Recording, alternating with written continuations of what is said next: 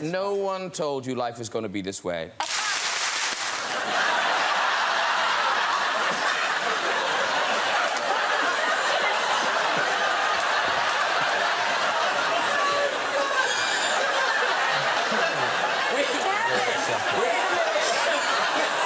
We've been here since 5 o'clock rehearsing.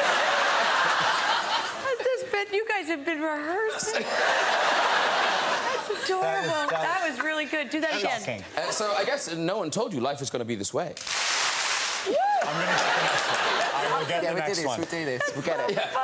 So here's the game now. I'm not going to say it again, but if anyone else wants to feed it into conversation, don't let me down. You did really good so far.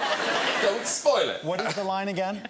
Oh, no one ever told you life was going to be... Look at me. I'm trying to remember it. I told you. Told life was gonna be this way.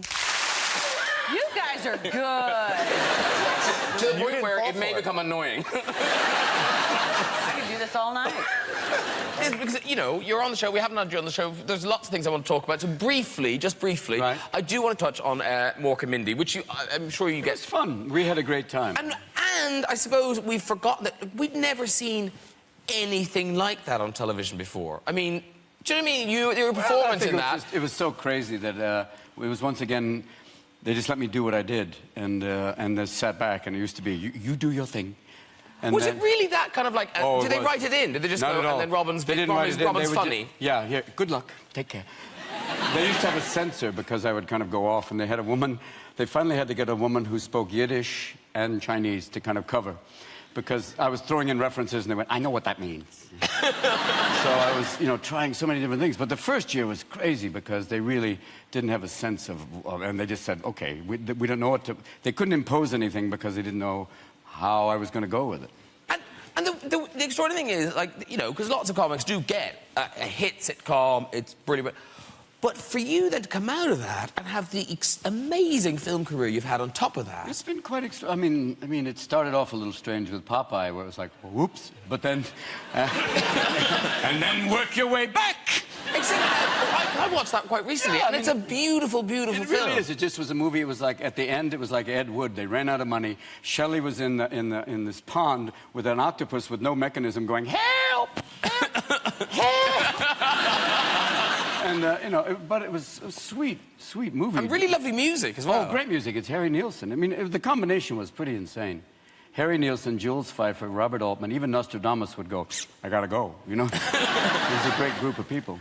But then you were just absolutely on a roll after that. Yeah, I got to do... the great thing for me is, no matter what movie it is, I get to work with extraordinary people. I've worked with, you know, people like Glenn Close, John Lithgow, Walter Matthau, Max von Sydow, Robert De Niro, Pacino. You know, I didn't get to work with Brandel. I met him, and he was very, very excited to go, you're so funny. I couldn't work with you because I'd be laughing all the time and I'd drop my chicken. And how did people like De Niro and Pacino take to you? Well, the weird thing with Pacino is, you know, he's a method actor, so he would... The first day on the set, I came to visit, and he was on... He prepared for the scene by doing this kind of... Rah! Rah! And I was backstage, and I went... Mee. And he got, who did that? Who did that? Went, it's me, Mr. Pacino. Nice to meet you. And he went, oh, hey, Robin, it's you. Okay, we'll start. Let's do this. Let's do this.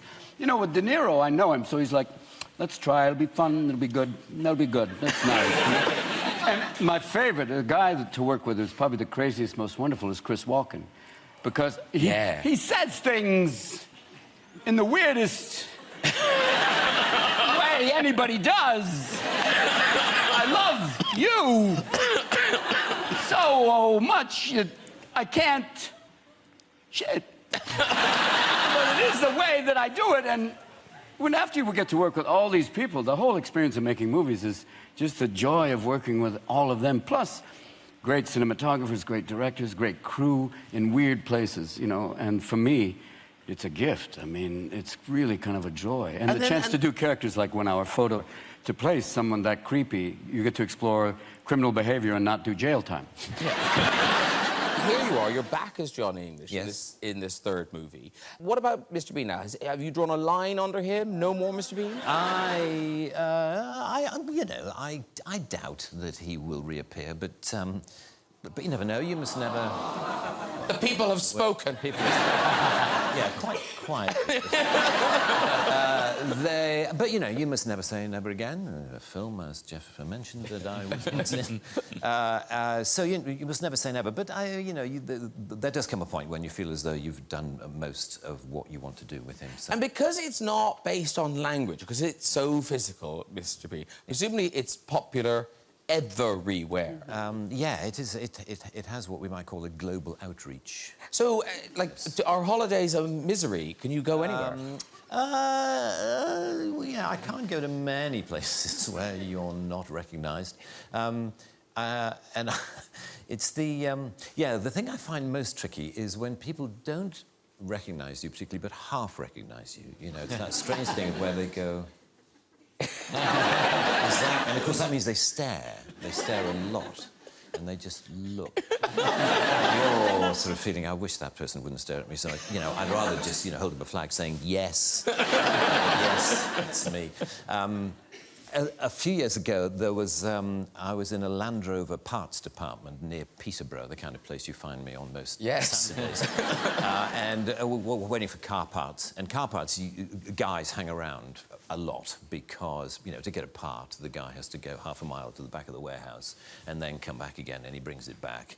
And he says, this is a left-hand one. Oh, you wanted a right-hand one? Sorry, I'll go. Back he goes, and it takes forever. Anyway, I was standing around with a group of guys, and I could see this guy doing that. And he came up to me after a while, and he said, "Excuse me, has anyone ever told you that you're the absolute spitting image of that Mr. Bean?" And I said, "Well, actually, I am the actor who plays Mr. Bean." And he said,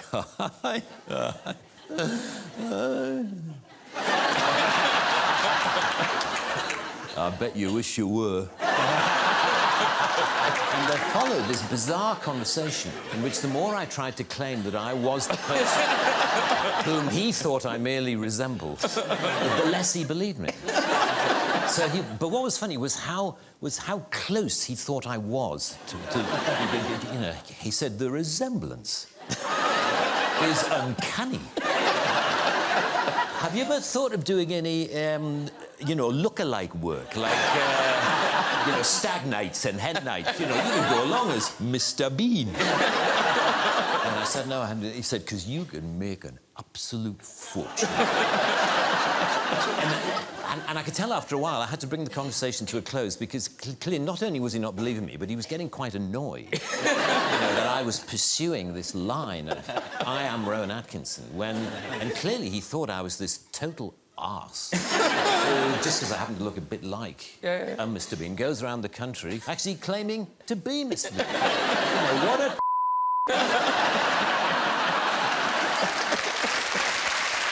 What's the reaction of people in America to this version of Matt LeBlanc? Well, that particular version hasn't aired yet, so I don't have to get back to you on that one. I hope I don't get, you know, shot. No, because it must be hard for them to kind of, because, you know, they think they know you, because, you know, for 12 years, you know, you were Joey in their lives. But this is the documentary. Yeah, clearly. Well, I mean, it's funny you should say that, because it's not a documentary. The characters, I guess... It's the public's perception of celebrity is this guy we've come up with. Yeah. So it's not really me. It's not really me. it's very strange. It looked terribly like you. Yeah. I know. Because, I mean, one of the things I didn't realise was that when Friends started, that it wasn't one of those shows that built. It was overnight, the success of it. Pretty much. It premiered like in the top 20, and then the first summer where it goes into reruns in the States is... yeah, look how old I am now. It was like we showed a picture of puppies. And then it was that first summer in reruns that it made it up into the top 5, and then it kind of stayed there for the whole 10-year run. And did anyone prepare you for what was going to happen? That you were going to get that famous? Yeah, I mean, if someone tells you that, you kind of say, it's like if someone says, all right, you're going to win the lottery tomorrow. You go, okay, right, sure. But it was Jimmy Burrows who directed the pilot, and he directed, like, every episode of Cheers and every episode of Taxi, and he's, like, this legendary television director, and super nice guy, super smart. And he took us all to, after we shot the pilot and the show got picked up, he took us all to Las Vegas, and we went to Caesar's Palace for dinner, and we sat at the table right in the middle of the main dining room, the big round table. We sat there and had dinner, and he looked at us all and he said, this was so surreal. He looked at us all and he said, look around. This is the last time the 6 of you are gonna be able to sit like this in a restaurant and no one's gonna care. And we were all like, what are you talking? And you know, it's this guy talking, and he's like a god in television, so you have to believe him. Yeah. And he was kind of right. Dead right. You know, Yeah. It was a rocket ship ride. It was a lot of fun. We had a great time. Yeah. Have you met the other Matts? Have you heard the other Matts? No, I've heard some of the voices. They sent us a long time ago on Friends. They sent us like a DVD. They gave it to us as a wrap gift one year, like just one scene, like one from Japan, one from Spain, one from Germany, and it was hysterical to hear all the voices. And the Japanese guy that does me was the funniest. I'm not going to do an impression. It's ridiculous. Yeah, I don't want to offend anybody. But do the catchphrases then translate? I mean, if you're walking down the Champs-Élysées, people are going, "Comment ça va?" Yeah. Or, you know, do they... do you get, like, you know, V. Gates? Do they... I've run out now. Those are my 2. That's not the other one. I would imagine they try and translate it as straight across as they can. Because isn't your daughter still does it to you? Yeah, but she, you know, my daughter, she's such a chip off the old block. Like, my sense of humor is if I know something irritates you, I'm gonna play on it and key on it as much as I can. So one of my friends taught her that, you know, when she was really little, you know, you have to say to your dad, you have to tell him, you have to say, how you doing? You have to say that. And so she just to irritate me, she'd say, how are you doing? And she'll look at me like that, and I say, no, that's not the way we said it on the show. She says, yes, it is. No, it's not, honey. It goes like this. No, it's how are you doing? No, it's not. And we have these like long discussions about it.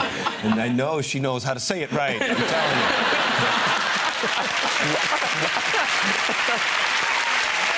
Obviously, you were a massive music star who then turned to acting. Mm-hmm. But the thing I didn't know was there was quite a kind of serious dip in between those 2 careers. Oh, yes. But you'd made millions. What happened to the money? Man, I spent it all. Yeah, by the time I was 19, you know, I was broke. You know, we put an album out that flopped. And it was like, uh-oh. And I was very, very nervous, and you know, but you know, like when rich people say they're broke, people like Donald Trump, you say he's broke, and that means his budget's down to $3 million a month. No, I was poor people broke. Like, I was riding a motor scooter because I couldn't afford gas, right? And then that was I was like, I have to try to make something happen, and that's when I moved to Los Angeles.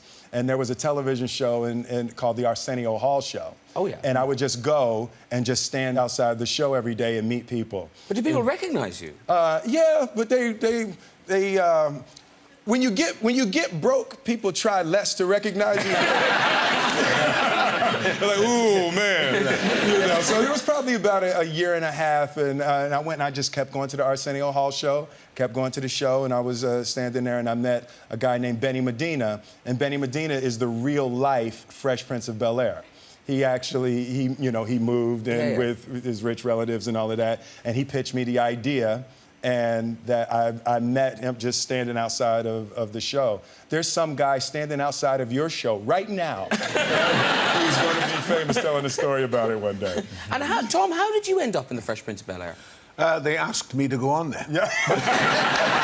But fair enough. Before that, they were sort of talking about me because Carlton, the character in it, was a Tom Jones fan. You know? Yeah.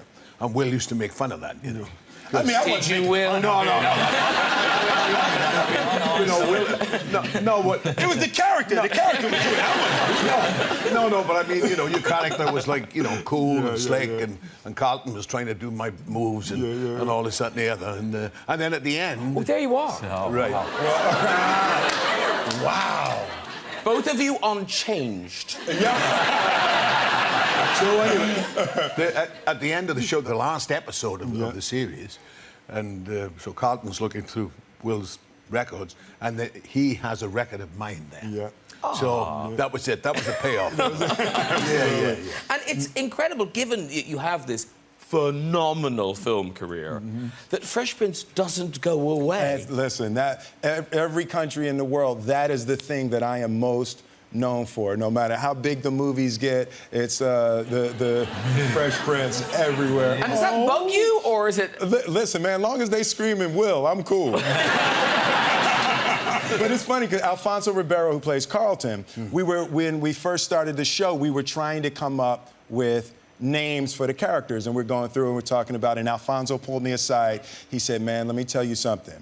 He said, whatever your character's name is, people are going to call you that for the rest of your life. He said, make your character's name Will Smith. You know, and he was so right. And, you know, when we go out together, people are like, Will, Carlton. In fairness, Carlton's better than Alfonso. I know. That's what he was thinking. I can correct this. And famously, you performed the title rap, title rap, which I happen to know everyone knows. Oh, yeah.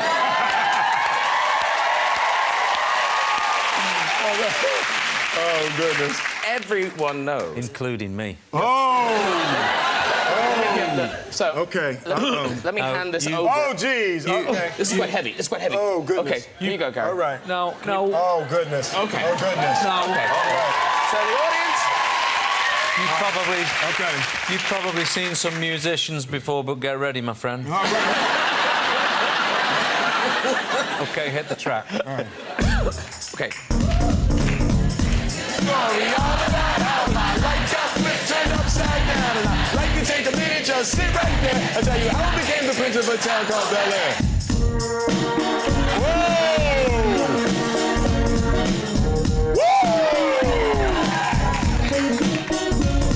In West Philadelphia, born and raised on the playground of grass, spent most of my day chilling out, maxing, relaxing, all cooling, all shooting some b-ball. Set up a school with a couple of guys who were up to no good. So I'm making trouble in my neighborhood. I got in one little fight and my mom got scared and thinking, well, the guys here not this guy. I whistled for a cab and when it came near the lights made the president. If anything, I could say that this cab was rare, but I thought, nah, forget it, y'all, the Bel Air. I pulled up to the house about 7 or 8. I yelled to the cabby, yo, see you later. Looked at my kingdom, I was finally there to sit on my throne as the Prince of Bel Air.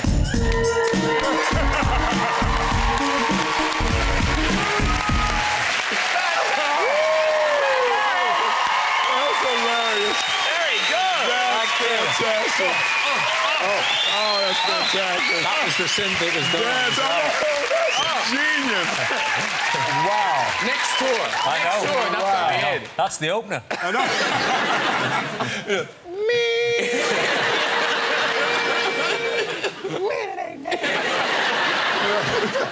Don't make fun. It's taken me all week. But your tour, you started planning it because there was no Not Going Out Again. Yes. This is your sitcom, Not Going Out. That's right. Thanks for talking about the cancellation of my... No, but it's a happy story. It's a happy story because... First his divorce, now the cancellation of mine. What about him? What are you going to say? We'll get to him. No, Martin, your dog's died. He's not died, has he? Yes. Oh, he has. That was an example. I'm sorry. I can't believe you said that. As I was coming out of my mouth, I changed it from nan to dog as well. So I thought, if his nan's died, it'll be a bit tense, that. So I'll say, dog. Dog's died. No, that's terrible. Moving on.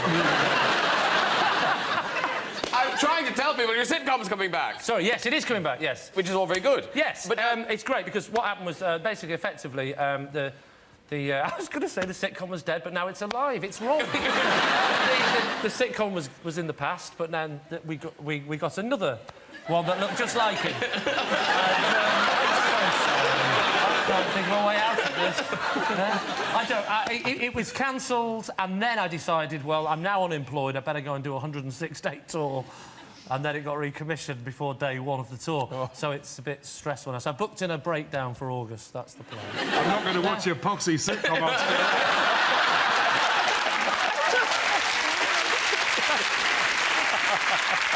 And what's weird about talking about... I feel... Because obviously you've got Not Going Out, Men Behaving Badly, they're on Jane from Kath and Kim's coming on. But it's hard to talk about any sitcom when, you know, Mr. 40 Towers is sat here. It's impossible. Let's talk about something else. But we need to talk about it a bit, because you've never been on the show before. And...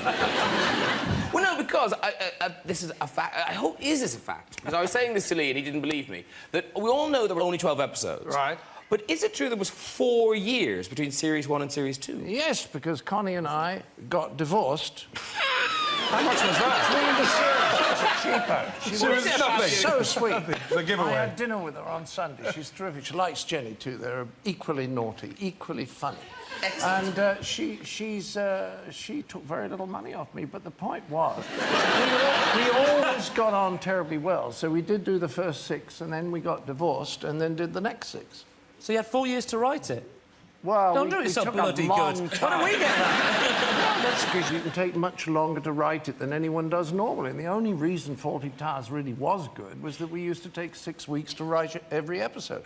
And nobody takes 6 weeks to write an episode. Most people take 10 days or a week. And there must have been huge temptation to do Series 3. No, none at all, because we knew we couldn't do... we would fail because we'd put the bar too high. And is the story true about that you still have the rejection letter? Oh, yes, it was wonderful. When we handed the first script in, the guy who was in charge of evaluating scripts wrote this memo, and I have it framed, saying, I have read this script, and it is full of cliched situations and stereotypical characters, and I cannot see it being anything other than a total disaster. What was his name? Who's that? Well, I won't say his name. Let's have his name. Give us his name or I'll pinch your leg.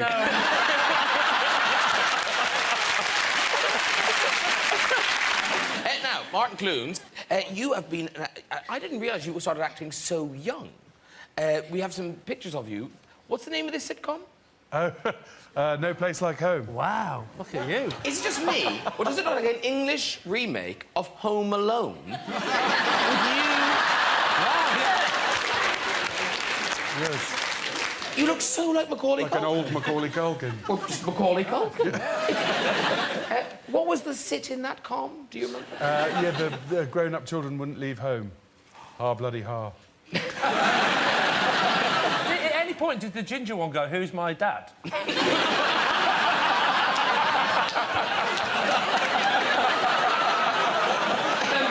But listen, Kath and Kim, they did try to make it in America, didn't they? They did try. So we tried. were you a producer? Produced on it, but we didn't really have any. Because how does it work? I mean, because you know they just say, oh, it's going to be set in Indianapolis, and you kind of go, okay. Well, no, they had all the ingredients right, but they wanted to.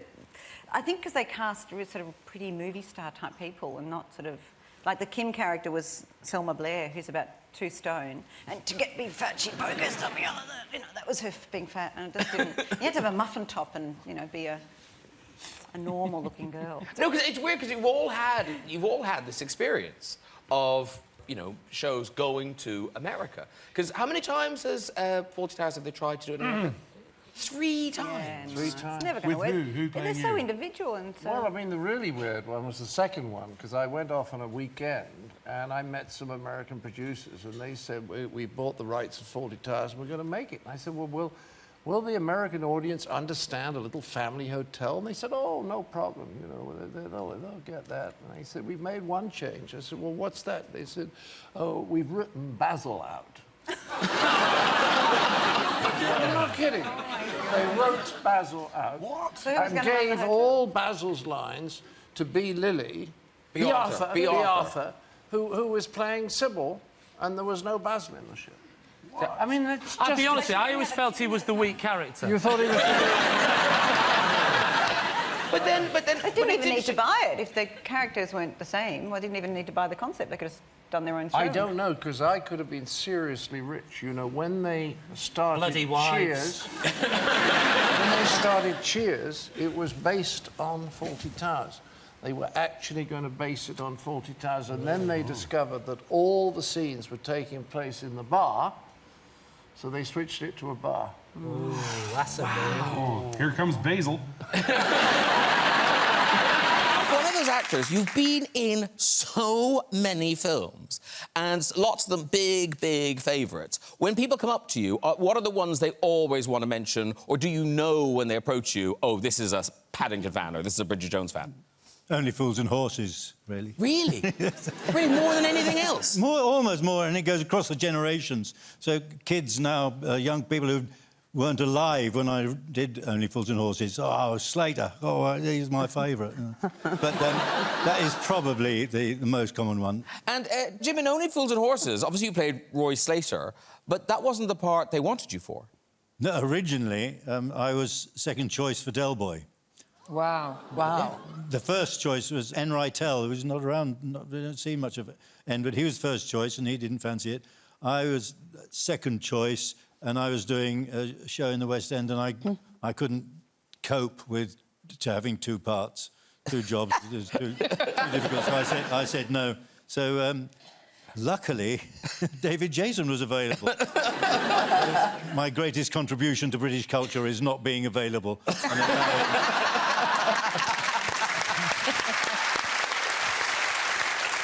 Very quickly, let's say Alan Partridge is back. Yes. Yes. Yeah. BBC One next month, right? BBC One next month. He's back with, there he is, in front of the BBC, with a new show called This Time. Yeah. And you're excited already, aren't you? Yeah. Well, so is he back on telly? He's back on BBC. Well, it's actually, we have to sort of create a narrative that makes sense, because now Alan's funny when he's losing. You know, all comic characters tend to work best when they're failing. And what we decided was that that we've created this fictitious show with a very lovely co-presenter played by Susanna Fielding, a very funny actor, and she has a male co-presenter, and he's unwell. So Alan's parachuted in, substituted for that week, and Alan sees an opportunity. Put it that way. I'll have to watch to find out what happened. And people do love that character. I've loved him for years. So you must be aware of the people collecting the accidental partridges. Yeah, I am. I don't sit online looking at that stuff, Graham, because that'd be weird, but people do tell me about it. Right? Like me, now. Yeah. So some of them are obvious. Politicians do a lot of accidental partridges. Like Theresa May, she's an accidental partridge. You see there you go. This one is...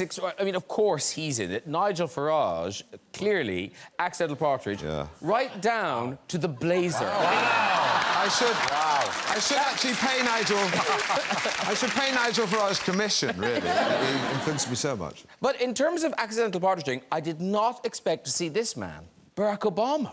Oh, yeah. He is. Yes. There he goes. And very quickly, someone recently posted this online. It's a sports presenter doing a classic accidental partridge, and you have to listen quite closely because it's just taped off the telly, so the sound isn't very good. Confirming the ground is now good to say. Oh, you've been joined by a beautiful lady. It's a man, actually, Derek.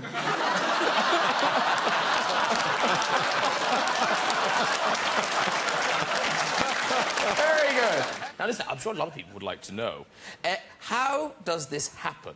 That Chris O'Dowd, in, you know, a successful Channel 4 sitcom, The IT Crowd, how do you go from that to being in the #1 film on the planet? I just went and auditioned for it, to be honest. And luckily, the director of the show, or the director of the film, was a fan of The IT Crowd. Because he's a big kind of British comedy nut. So I just went and auditioned, and I did like an hour-long improv with Kristen, who is, you know, fantastic and kind of great to improv with, and it's probably one of my stronger areas rather than scripted stuff. So I kind of, it went really well, and then it just kind of happened. Because back in the start of your career, when you were going for parts, it wasn't so easy, was it? No. No, and like, I'm a big dude now. But back then, I was like 3 stone heavier. It wasn't, you know, I wasn't a very natural casting for anything.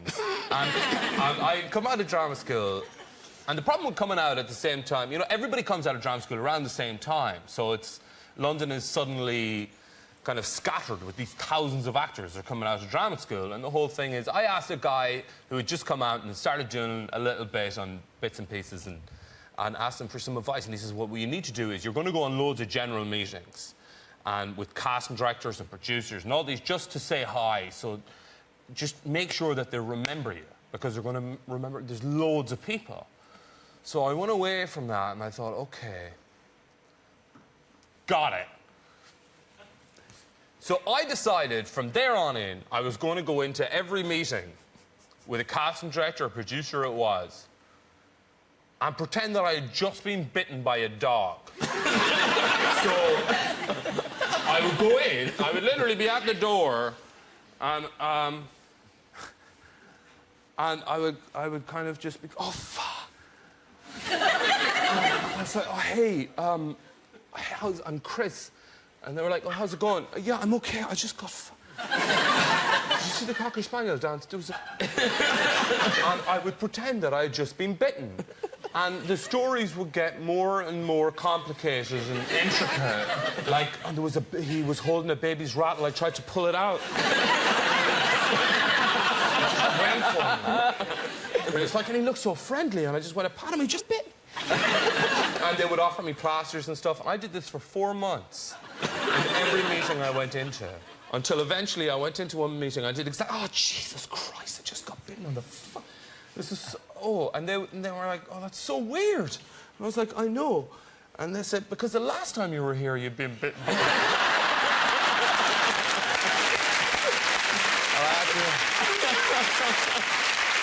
I don't know if I thought that they were kind of, the meeting was going to end and everybody in the room was going to go, I really like that guy that was bitten by a dog. But I didn't work for another year after that. Chris Pratt, you like getting naked. Yeah. Yeah, I've spent a good amount of time naked, yeah. Yeah. Like, even when you were a kid, didn't you... I was always getting naked. I was always getting in trouble for getting naked. They're like, you can't just pull your out. I was like, why? Why? It's funny. But it has got you in trouble in your sitcom. Yes, yeah. This is Parks and Recreation, the sitcom. I wonder if this is okay to say. I guess it is. You know, basically there was a scene like in the second season of the show. I play this guy who is dim-witted and guileless, but a real idiot but lovable. And he lives out in a pit outside of this house. He lives in a hole in a tent, and he's like kind of a homeless guy. And he got kicked out of his girlfriend's house. Anyways, long story short, she has invited him to come back to the house for some reason, but I think it's to hook up. So I come back naked. And of course, they give you these briefs that are like little underwear, but that are skin colored because they'll pixelate it out. But now I knock on the door, and Amy Poehler's character opens the door and says, Andy, and I'm naked, and that's the bit. Well, it was like late in the day, and Amy was going, Andy, but to me, it didn't seem like she really was reacting to seeing my and so I was like, I know what I'm gonna do. I'm gonna drop my trowel as an improv. She'll open the door, and then that will be the take that they'll use, right? By the way, it is the take that they use. And she opens the door, and she goes, Andy, whoa! And I ran it by the boom mic operator. I was like, dude, should I get naked? He was like, drop trowel. And then I got a letter from NBC saying basically, never, ever do that again. There is a protocol to being naked. You must give everyone the option to not see it. Because I forgot that, yes, there's not that many people in the room, but there's a camera, and behind the camera is a ton of people watching, you know? So I got naked, and then they sent me the letter, and I framed it. I got it right next, I got it in my office. I love it. And it said, first of all, this is not a joke. you're being reprimanded. This is the last warning. It can't happen again. And also, we don't want you going around and talking about this letter like it was some kind of joke. Duly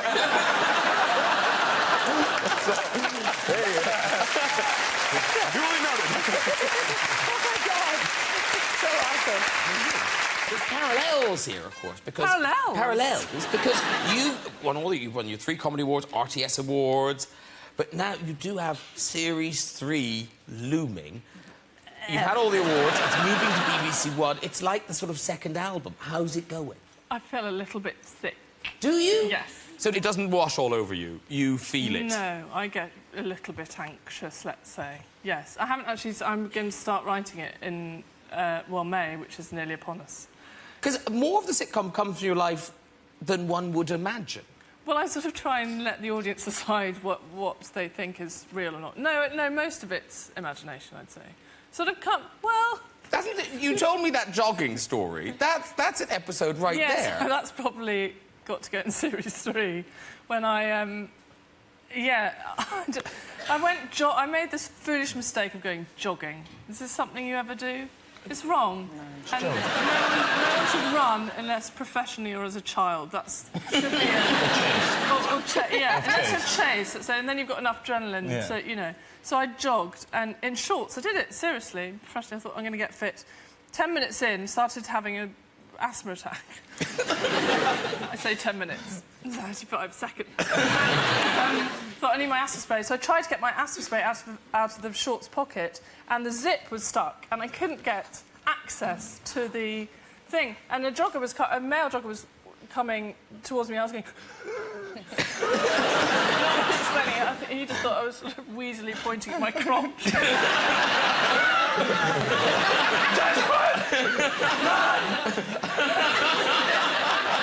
He jogged on past, and then a very nice woman came up to me and said, "Are you all right?" I said, sort of tried to explain, no, not only to asthma spray, but she was one of those sort of middle-class mum with baby, probably again called mozzarella, and had a perfect Kath Kidson sort of nail kit in her Kath Kidson nappy changing bag. You know what it is? I've got everything you need. So she cut me out. Really embarrassing. And then the man came round again. I'd taken the asthma spray, and I did that sort of trying to as he went past. I was having an asthma attack, and the thing is because I wasn't pointing at my crotch. And so don't go jogging. Yes. Oh, I won't. But that's an example, I suppose, of what could... And Jack, you got material on this show the last time, didn't you? Yeah. Well, it was because you had Usher on, who was the other guest, who might I say is not a patch on these two lovely ladies. He was really boring. He was great, but a bit boring. My recent tour bus driver had Usher before me, and he said he was really boring. He can move it, but he's not great on anecdotes. He was in the... oh, sorry, we shouldn't probably joke. I love Usher. You'll notice I'm not saying anything. Welcome back, Usher! But he hasn't got any good jogging stories. He was in the green room, and my parents were there, and I brought them along to the show, and I thought it'd be a nice idea for me to introduce my dad to Usher. Internationally acclaimed rap superstar. He's my not a dad rapper, he's a singer. What your dad is? Sorry, hip-hop and soul R&B artiste. That's how I introduced him. Usher, my father. My dad asked Usher for directions to his seat, because he thought Usher was an Usher.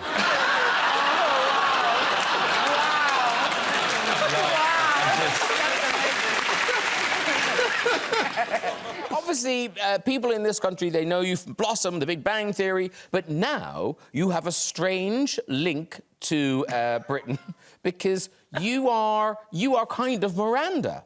So, yeah, we are doing an American adaptation with all great respect towards the BBC, the General United Kingdom, and Miranda. We are doing an American version. You know, we like to point out to people that just like there are people who understand Fawlty Towers and people who don't, we have different senses of humor. So this is definitely an American version. Because it's called Call Me Cat, and it's called Call Me Cat for a very good reason. Well, her name is Catherine, and her mother always calls her Catherine when she wants to be known as Cat. So we have that contentious mother-daughter relationship with which Miranda, captured so nicely. But also, she does own a cat cafe, and instead of a joke shop, we have a cat cafe. We didn't think American audiences could handle a joke shop, so we have a cat cafe. But of course, it's all very well to, in a script, kind of go, she opens a cat cafe, but then you need to open a cat cafe. So, like, how many cats are in the cafe on a good day? Well, it depends on if you like cats or not. We have about 6 to 10 cats, depending on the scene. And I'm very proud to say our cats are not drugged or tethered, but that means that our cats are not drugged or tethered, so it can be very challenging. I think, as I mentioned Blossom there, and we know that from the 90s, but before that, you played the young Bette Midler in Beaches. Oh, yeah. Correct. Was that the first thing you did? That was the first thing that kind of got me a lot of notice. I had done a lot of appearances on American sitcoms like Webster and Facts of Life, some of the best culture that we export to the rest of the world. So I had done, lots of sitcom work in that year, but I was considered a late bloomer as a child actor. I started acting at 11, which I know sounds very young, but most child actors start when they're 2 and 3, in commercials and such. So Beaches came out when I was 13. I had just started acting a year before, and then it was from that I got the series Blossom. Well, Mayim, so you had all this huge success early, and then you did the thing that nobody does. You walked away. You went and you decided, right, I'm going to get an education. But you didn't just get an education. I mean, you're a PhD. Yeah, I have a doctorate in neuroscience. I left the industry for 12 years, actually. I really wanted to, experience life where you're valued kind of for what's in between your ears and not just what you can sort of provide for other people. And I was really ready. I come from an immigrant background. My grandparents were immigrants, and so I was raised that you go to college no matter what. So when Blossom ended, I was 19. I was 2 years out of high school already, and I went to college, and I ended up meeting the person who I married. We both applied to grad school together, and I had my first son in grad school. He's now 15, and I had my second son. I took my hood 8 months pregnant. I was that lady on the stage, really, really pregnant.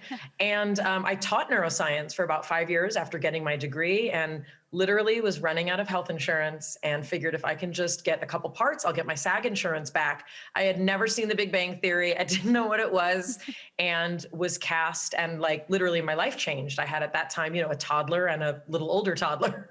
So were you the only one on set who actually knew what you were talking about? Well, Jim Parsons would say I was the only one who knew what everyone's lines were, not just mine. But presumably, if they got things wrong, would you step in and go, excuse me, I have a doctorate in neuroscience? No one, I think no one wants to be that actor, especially when you come on a show that's incredibly successful. You don't need this nerd coming on being like, excuse me, you got that wrong. But yes, if there were biology-specific things, I was often asked to, fix it, make it right, tell us what you would be doing in the lab. And Gavin, obviously in episodes you work with Matt LeBlanc, a big sitcom star, but Kelsey, arguably the most successful sitcom star of all time. Well, arguably, yes. Well, yeah, OK. Let's just go with he is. All he right. is. Was it intimidating or was it all fine? Was it just actors? After Matt LeBlanc, I said to my agent, I only want to work with even bigger stars. What's bigger than Kelsey? I don't know. Who can we get next? There's several. It's all right, but not many.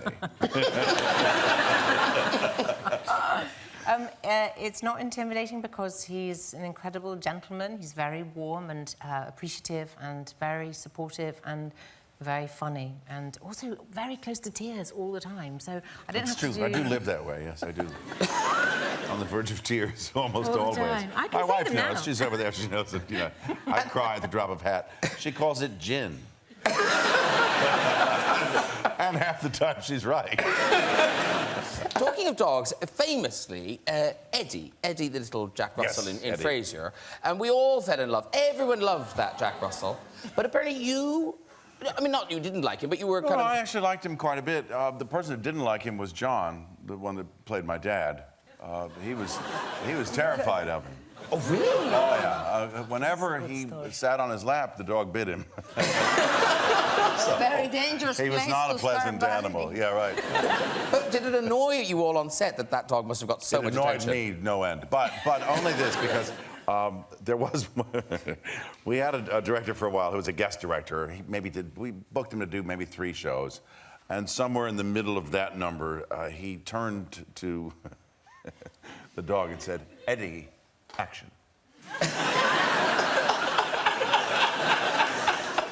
Said, "You're fired." I can't. I've never heard anything like that in my life. You're out. So, and now I was never really that mean, but in this case, I was. It's a dog. It's a dog. He doesn't understand action. Jennifer joined Instagram and broke it. Well, that's true. That's how I like to Would you enter. mind explaining that? Because You're asking the wrong person. Oh, okay. But, I think what happened was too many people at one time. I think it just got clogged. I don't really. There's somebody else. Reese. Yeah. Well, no, you got to 1 million followers faster than anyone in history. That's what you did. That's what. Yeah, and so people couldn't. I think people couldn't like or follow things because everyone was just following you at the same time. I think that's what happened. I don't know. But you started big. You started your very first post, of course, a Friends reunion. There you all are. And was that like an old picture you've been saving? Kind of, I'm going to break Instagram one day. This is my weapon.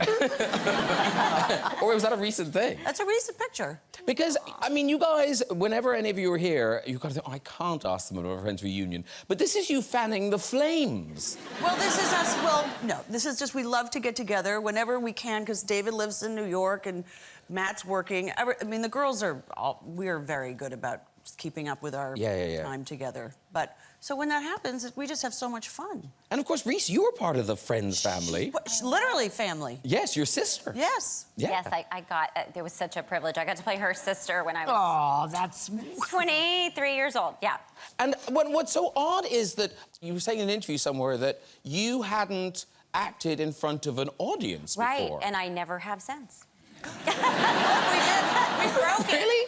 We broke her. Like the Instagram. She broke the Instagram, and then she also broke me. Broke her will to do live No, it was audience just stuff. terrifying. It was terrifying having to say jokes, and I would always look at Jen and go, I'm messing up. And But didn't it get more, like, once you were out there for a bit, didn't it start to become more fun? No. Jennifer, there's a famous picture of all of you guys, all the Friends cast, on a plane. I think you're being flown to Vegas. Yeah, that's correct. That's with Jimmy Burrows, who was our director, a very fantastic, infamous television director, took us to Vegas and took us to dinner at Caesar's Palace, very fancy, and told all of us to, basically he said, I want you guys to all really look out for each other because this is probably going to go on for a long time. And he said, so the most important thing is look out for each other, take care of each other.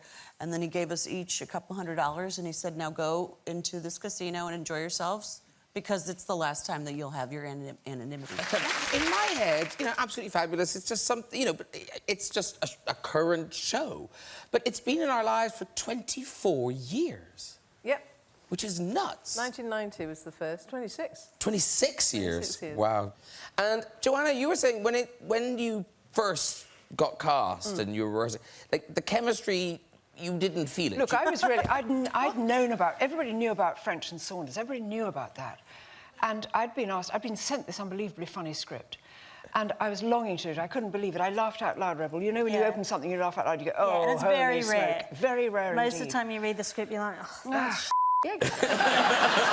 But this was gold, and so I went round to meet Jennifer the first time ever, at the BBC, and we sat in a pretty sort of odd little office, and we sat together like this. Two little chairs. Two little chairs, as if we were sitting in the back of a taxi. Good morning. Good morning. Hello.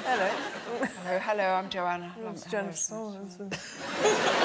And we opened up the page and we started to read, and I didn't know who Patsy was, because it hadn't explained who she was. You didn't explain. You had to her own lines. I know, but you didn't. You weren't the idea I had for Patsy. You see. No, it's true.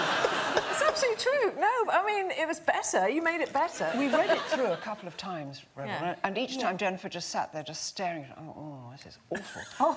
So then we tried again, and I almost said, shall I do it Scottish or something? And then at the end, John Plowman, our wonderful producer, who was sort of nursed us through everything, said, well, jolly good, so marvellous, and we'll rehearsals. And I went home to my agent, not my present agent, and I just said, get me out of it. She hates me. She said nothing to me. She just sort of went, and I said, get me out. And my agent said, it's only a pilot. Just do it. And now look. Yeah. I know. And how did, like, the alcoholic and the drug stuff is just because you got to know that was Jennifer. I didn't know anything about drinking or anything. But I think what happened was that we got on and we had just had such a good laugh that everything that she bought, which was the modelling and the other stuff, the 60s stuff and the drug taking and all that, we just had fun inventing it, and it was. And weirdly, the fashion world obviously influenced it, but Bananarama, the former lady band, they played former lady band. They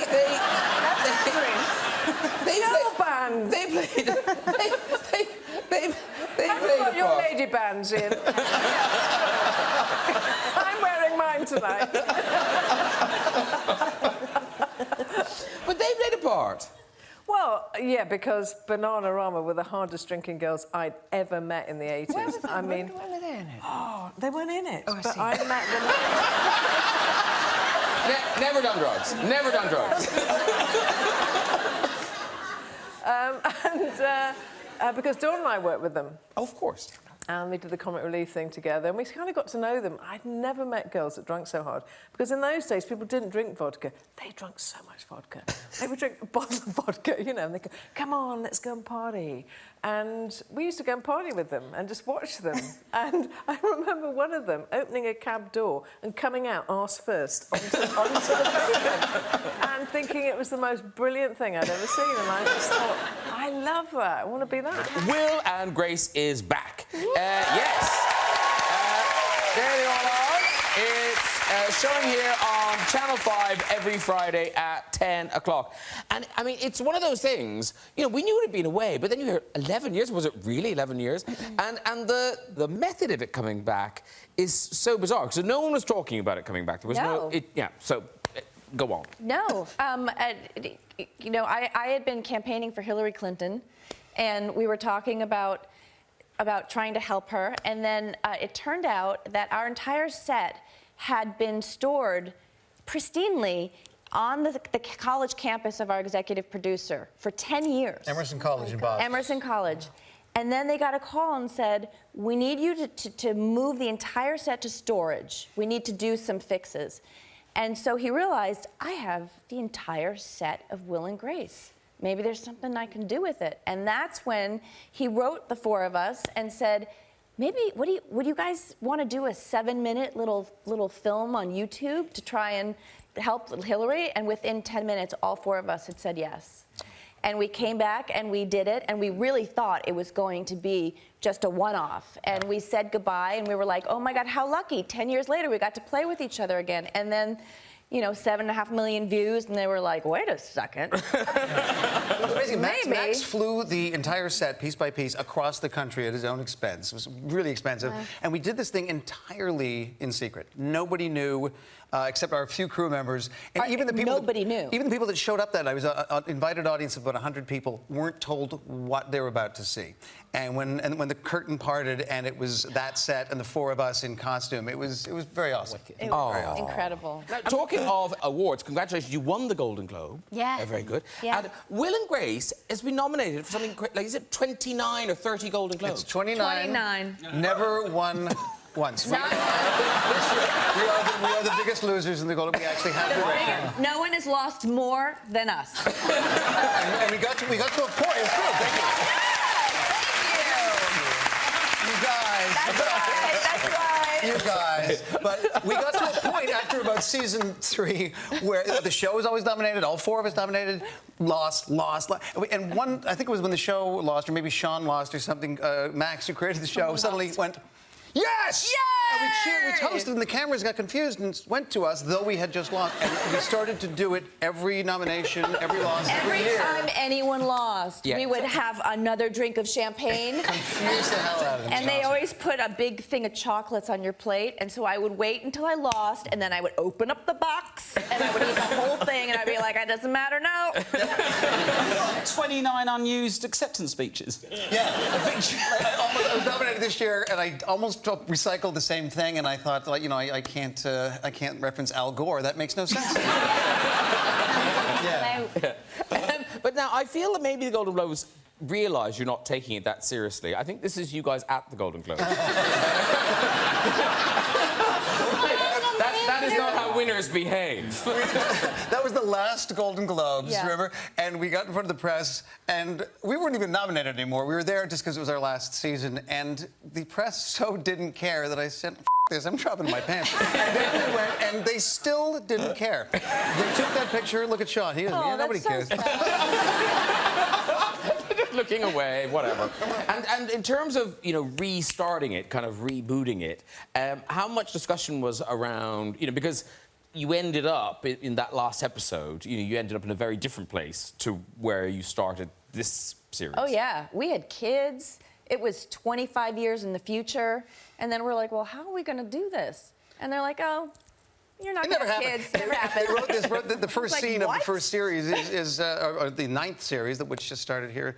Basically, we wrote the whole thing off as a dream. Because the idea of Will and Grace having kids and making the whole show about that was like, can we just be gay? I don't want to be parents. And of course, huge success. And then you had all those incredible celebrities and, you know, star cameos and things. Because, I mean, you were in scenes with Madonna, which... And she didn't even know who I was. That's it. I heard that. Is that true? It's true. It's true. Or me. So she came in. She came in late to the first read through. She kept her sunglasses on, and she sat down and she sort of talked like that. I think it was sort of a vaguely Sacramento accent. I'm not sure. And she said, "I'm so not sorry. I'm late." And then she started reading the script. And at one point she said, "Listen, Jack, which one's Jack?" And Sean went, hi, Sean Hayes, played Jack McFarlane. Hi. And so we went into the week, and most of her scenes were with Megan, but every day she went to Deborah and to I, and she said, "I'm sorry, I don't remember your name." And finally, I was like, this was when she was really into Kabbalah. And I said, oh, I'm Rachel. And she went, Rachel? That's my Kabbalah name. And I was like, how about that? And literally for the rest of the week, she called me Rachel. And that night, we always have a tradition where we hug and kiss each other right before we go on. And he said, okay, he said, have a good show, Deb. And Madonna turned to him and was like, her name's not Deb, her name's Rachel. And that's when he informed her that my name was Deborah. And the next day, after the whole episode was over, I got 6 dozen roses that said, "Dear Deborah, thank you for a great week, Madonna." So I, the same thing, on the Friday, we've been rehearsing for 3 days, she said, "I'm sorry, I don't remember your name." I said, this is the 3rd time. I said, "No, my name is so easy to remember. It's the one at the very, very beginning of every single episode of the show you're on." And she went, "Oh, I'm sorry." So same thing, I got a giant box of roses with a card that I just found the other day, I thought I'd lost it, which said, "If my husband would let me, I'd tattoo your name on my arm. Love, Madonna." So all's forgiven. All's forgiven. Well, my thing was... Uh-oh. You've opened up a rift. My thing was... If you've seen pictures of Madonna lately, it's got Rachel right there. Am I right in thinking that you nearly worked with Pamela Anderson? Yes, I think I was privy to a conversation on Will and Grace where maybe somebody offered you a part, but it didn't work out with your schedule or something, and I was like, we were all so excited. I always find out all these things I turned down that I don't remember. You were busy being a genie in Liverpool. Those hazy years lasted a long time, didn't they? For years. Well, check your messages. Maybe it's... Start it. If you're gonna I do it now? Yeah. Because actually, I think you are now. I feel like my collection is complete because you're the last of the Will and Grace stars to be on the Story of my life, yeah. Yeah, no. Yeah. I got so jealous when everybody else went on, and so I'm finally happy I'm here. Yay! Yeah. And via Modern Family, everybody loves Modern Family. 11 years of Modern Family. Gracias. ¿Cómo te llamas? And oddly, I did not know till the two of you were on the show today, Mr. Hart was also in Modern Family. Yes, I was lucky because I wasn't in that scene. I didn't really saw him that day. It was Phil Dunphy, but I knew he was there in that episode. Yeah, and it was great. Yeah, it was great to have him in one episode. I was 11 seasons. It was, one of my favorite things to do in the whole world because it was like going to work with my family, and it was amazing. Yeah. And that day that he went, I wasn't there, so it really doesn't make any difference in my life. And after 11 years, it must have been so weird waking up thinking, oh, that's gone. I'm not going to do that. Yeah, it was heartbreaking. We were all very, very sad because, it's the people you want to see every day. And you do get separated when you finish. Also, when the day that we ended Modern Family, 2 weeks later, the pandemic happened. So we didn't see each other, really. It was just suddenly we don't see each other anymore. It was really hard. But, now we get connected when we can. Everybody's doing their own thing, but every time we can, we connect. Yeah, there's bound to be a reunion. I still connect with a lot of them. We still talk. Yeah, because they say, well, I don't say it, but they say my episode was one of the best. I remember that episode. But your voice, your accent, it was your fortune when you got cast in Modern Family. And Ed O'Neill, you already knew him from Married with Children, but did you know him or not know him?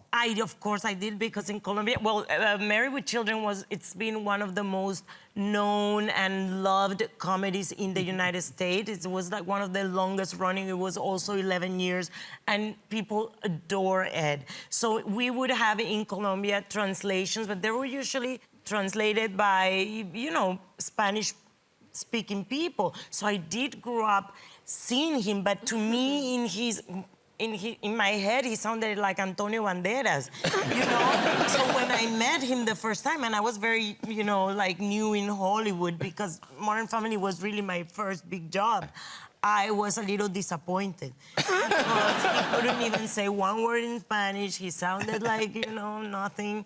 And it was, he's one of my favorite people in the whole world. But Gervais, yes. Well, extras. More extras? No, more extras. No, I don't think so. We were going, you talked about it. Well, we were tempted because we sort of finished it and we thought we did the special and we thought it ended well, and it's the same as The Office, 2 series and a special. But then when I go to these award ceremonies, I go to the Emmys or Globes, and all these people that come up and say that they'd have done it, or are you doing any more? It's sort of depressing. And I phoned Steve, and I was going, we could get Stallone, we could get Drew Barrymore, and he said, yeah, we just leave it. But we'd be doing it for the sake of it. We'd be doing it for our sort of star-pulling power, as opposed to what it was about, really, because it was it was actually a really nice sitcom about original characters, but the press... And it had a really nice heart as well. Well, I think so, yeah. It was about, 4 hapless people. And the backdrop was just these Hollywood A-listers. Because the person is like Sean Williamson, Paris from EastEnders. Oh. That's what, how do you pitch it to him? How do you go, we'd love you to be, this is who you'll be playing? Because it is a bit... We talked to him, and we said that we skewer their personality, and we sort of deconstruct. I mean, I can't believe the things people did. I can't believe the people we got to do it. But then I can't believe the things they did, like Ronnie doing that, and Maura Stewart being a drug dealer, being Fist. George Michael looking for... Well, you can't believe he did that. Wow. He did do that. and now, because playing an extra... When that thing, when I accepted the award with George Michael in bed. Did you see that? Oh, yeah, on the Comedy Awards. The joke was George Michael in bed. And I thought, we'll come round... I shouldn't tell this story. Oh, go on. Okay, go on, no. Oh. So I said, can we come round to your house and film the thing? He went, He said, no. He said, I don't want people at home going, I know that bed.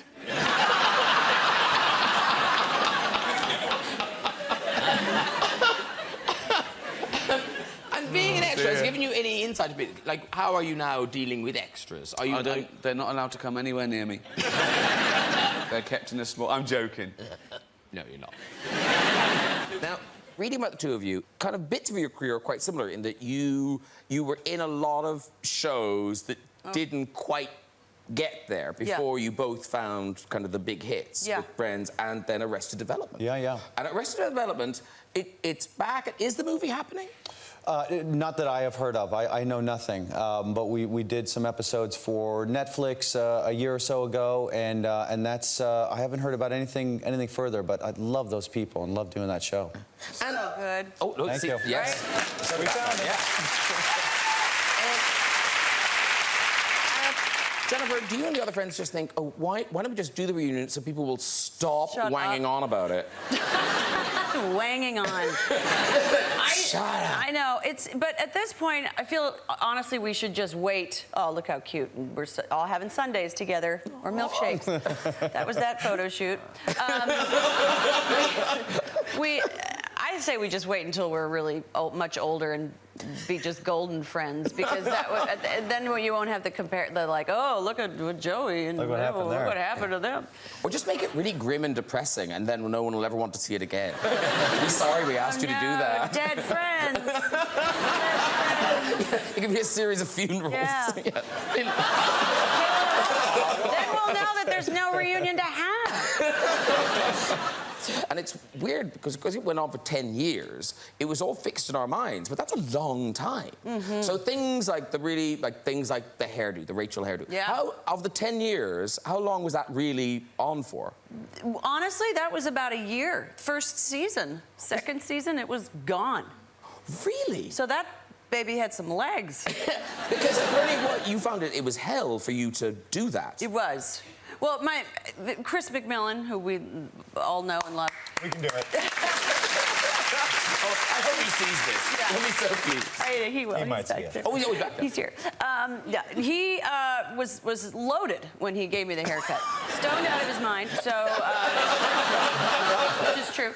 And he didn't think about like, oh, she's gonna have to do this herself. I'm having a great time being creative with this blow dryer, and then leaves me with a round brush and a hair dryer. I don't know how to make it look like that. I just, so yeah. That must have been hell. It was a little bit. It was just, I wouldn't say hell, because there are worse things than that. Hair hell. Hair hell for Hair a girl. hell. Yeah. Talking of hair hell, Yes. who did this to Jason Bateman? Was that the same stoned hairdresser? Yeah. No. He did Well, just give you that's this very guy. easy to do. This is just a disaster. Wow. You play homeless really well. Yeah. I was doing a job where I was supposed to look like crap, and so I thought just grow my hair out as long as possible, like I'd hit screw it, and so I did that successfully. I looked horrendous, and then I came home from the location, and my wife said, "Oh, that looks great. You keep that." Sexy. And It was good. I must have been napping on it all day or something, and so she's not letting me cut it. So I went to old pothead Chris McMillan, and he tried to work some shape in it. No, he's not really a pothead. Now, here's the thing. So, Timothy Coleman, are you aware of Gavin and Stacey and what a huge juggernaut of a show it is here? I did my research last night. Well done. Yes, I am, and I realize this is the end of the third season. Fourth season? Third season. Well, it's the end of it forever. It's the penultimate. James is never going to have me on his show again now. But... That's right, that show doesn't exist, so you don't... Why is it ending? Why is this it?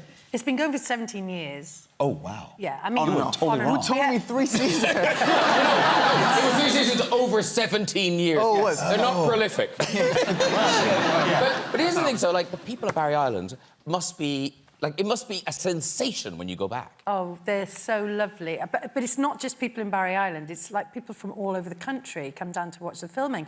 And sometimes they'll stand at the end of the road where we're filming inside a house. So there's nothing at all for them to see, but they just wait there all day, don't they? And they're so lovely. And we do take selfies and everything with them. But the crowds have grown compared to... when we first started filming, the very first series, because nobody knew the show, and there was one particular time when we were on a low loader in a car going through an area of Cardiff where people were just going, oh, back to England, chucking things at us. So I think it's changed slightly since. This will give you some idea of what a big deal it is in Barry.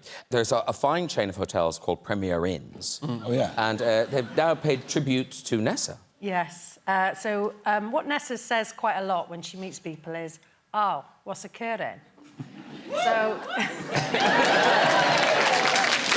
So Premier Inn, in their wisdom and creative genius, have taken the word inn and instead of it being Premier Inn, they've called it What's Occur In. Genius. Here it is. There it is. Beautiful, beautiful. I mean, you can tell that Barry Island is a resort from the outdoor seating area, I think. And the rain on the floor.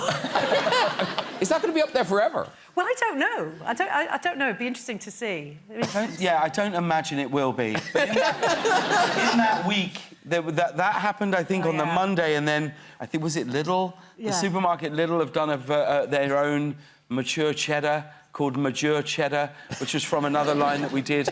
And then at the end of that week, 2 trains were named Gavin and Stacey. Oh, yeah. Wow. And so we were a little bit like... You say, that got the big... They were trains! Well, it is. I mean, it was coming after cheese, so it had to be erased from that. But, it was a strange week, that one. Yeah. And, James, what was it like at the end? Did it feel like the end? Were you all crying? Was it really emotional? Or is it going to hit you later on that it's over?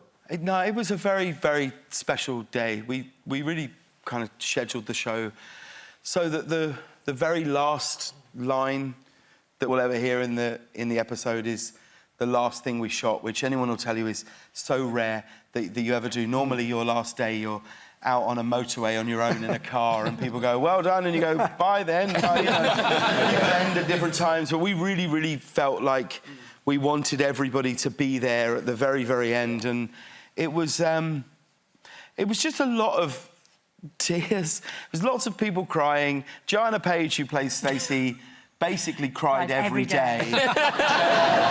And, you know, any time that you might want to feel like, oh, I'm just enjoying us being together, Joanna would come up and go, oh, my God, can you believe this is the last time we're ever going to be at Gwen's? I just realised it's the last time I'm ever going to wear Stacey's shoes. Oh, my God, are you going to cry when they call rap? And that was basically it for 6 weeks. But it's been a lot of goodbyes. And we actually just watched... We had a screening 2 days ago. It's the first time anybody has seen it, and that was a lot of tears, and it's been a very, very emotional thing to do, really. Great to have you back. Are the two of you going to watch it on Christmas Day, with people? We're going to watch it together with our families. It's how we watched the last one. Because, Zach, when you kind of made it big with Scrubs and sort of proper cash was coming in, you went a bit car crazy too, didn't you? Well, I was the kid with the car pictures on my wall. I always loved cars, and so the first thing I did when I had made a little cash was get a beautiful Porsche that I had always dreamed of. And the car was brand new, and my friend, who played Donald Faison, who played Turk on the show Scrubs, thought it would be funny to play a practical joke on me. And there's this show called Punk'd. Do you have Punk'd here? We did. Yeah. Well, they got me really horribly bad. It's the thing's like 3 days off the lot, and I was going to a liquor store with him. It was all set up, hidden cameras. I didn't know, obviously. And some teenagers asked us to buy them booze, because you know you can't drink till you're 21 in the States. And I was like, no, we're not going to buy you booze. I'm not going to be responsible for you guys getting hammered. And when we came out of the liquor store, the brand new car appeared, from my perspective, to be completely covered with graffiti, and the kids were just finishing doing it. Wow. Like ruined. Wow. And the whole thing had been choreographed with the hidden cameras and such that I wouldn't be able to catch the little... But I caught him. And I started just pummeling.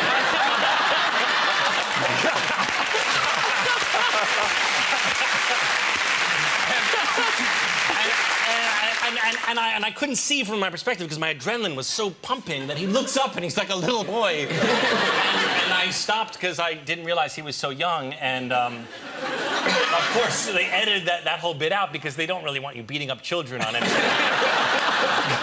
But no, they got me really bad. Really bad. So listen, a funny one more thing about that story is that we went into the when we went into the liquor store. My co-star who played Turk, Donald Faison, he knew he was on camera because he was the guy on the joke. And we walk in the liquor store. There's a giant rack of porn. It's the first thing you see when you walk in.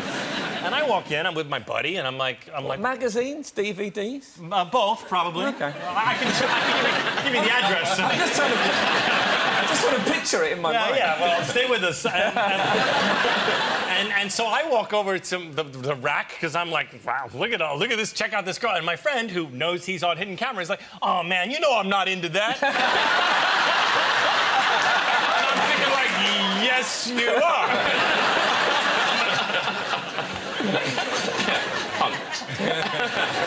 Now, Bryan Cranston, wow, the dedication to your craft. Because Malcolm in the Middle, you would think, oh, a sitcom, how hard could that be? But the writers really, they pushed you to extreme situations. They did.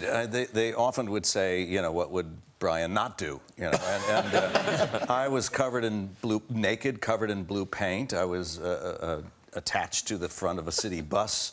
I roller skated. And one time, the creator of the show came to me and said, I know I told you that I would never ask you to do something I wouldn't do. What I'm about to ask you, I wouldn't do. Would you wear 75,000 honeybees on your body?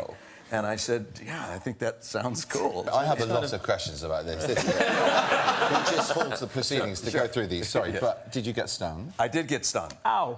Well, how many times? Okay, so the first thing, when you're wearing 75,000 bees, it should not come as a surprise if you get stung. What was that? Oh my God, I got stung by a bee! How did that? So the thing you realize is that when you're wearing bees, you realize that the sting of a bee, about 95% of the pain, is actually the surprise factor. Oh God, that. Did that not make another? No, I didn't do that. So the beekeeper said, if you get stung, let me know, and I'll immediately flip out the stinger with the sac of venom in it, because if you flick it out, then it won't get pumped into your system. How's he going to find this thing amongst 35,000 I don't know. Talk about I don't know. Sting and a hate. So I had to stand that way. I had to stand, and in the scene, I need to turn, and that's when I got stung. So I said, oh, I felt just a little pinprick, and I went, oh, I think I got stung. And the beekeeper goes, where? He's ready. And I said, in the And he goes, sorry, man. Not